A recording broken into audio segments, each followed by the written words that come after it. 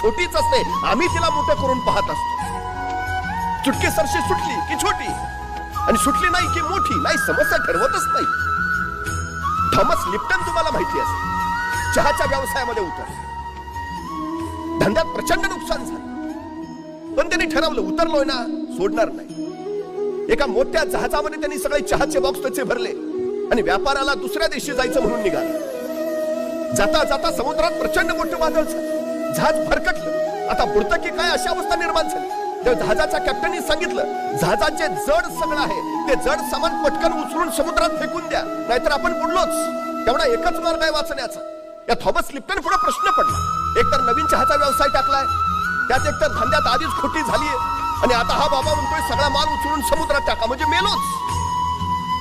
दुसरा कुणी असता तर माल टाकायच्या रीतीनं स्वतःला समुद्रात बुडवून घेतला असता. उपयोग काय आता? पण त्यांनी त्या संकटात सुद्धा संधी शोधली. बॉक्स फेकावेच लागणार आहेत जीव वाचवायचा असेल तर. पण त्या चहाच्या बॉक्सवर, प्रत्येक बॉक्सवर तिनं लिप्टनचा चहा प्या, ताजा लिप्टनचा चहा प्या असं लिहायचं, आणि तो बॉक्स समुद्रात टाकायचा. त्याला खात्री होती उसळणाऱ्या समुद्राच्या लाटांवर चहाचे बॉक्स तरंगत तरंगत अनेक देशांच्या किनाऱ्यावर पोहोचतील, आणि अनेक देशांना माझ्या चहाची ओळख होईल.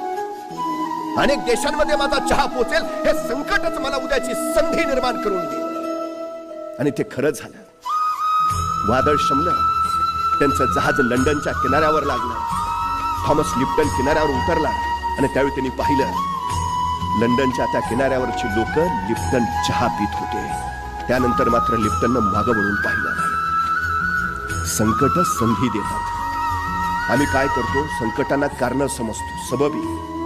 भयानक अडचण आहे आमची, का कारण देतो आम्ही, मला प्रश्न पडतो.